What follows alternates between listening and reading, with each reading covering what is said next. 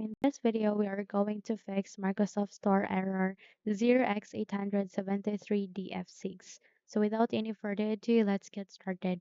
The first solution that you can do is that you need to clear the Microsoft Store cache. Press Windows key and R key together so that you can open this small window called Run. Here, please type for wsreset.exe and then click on the OK button. So please wait until this procedure would be finished, and once you are done with this, I want you to check if the error has been fixed. However, if not, then you need to proceed to the next solution, and that is to check for the date and time. So navigate to the taskbar, make a right click on your clock and time, and click on Adjust Date and Time.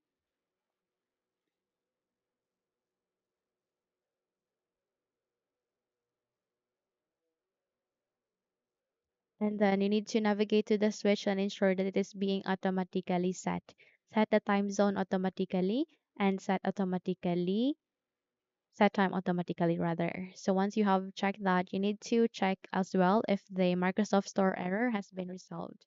However, if not, then I want you to proceed to the next solution, and that is to log out your account as well as logged it in again. Okay? So once you have logged out and logged in your account, try to check if the error has been fixed. However, if not, okay, I want you to uninstall any third-party software application that is running in your PC. So if you have antivirus, please disable it or might as well uninstall it so that you can fix the problem. Okay? Now, if you found this video helpful, kindly like and subscribe.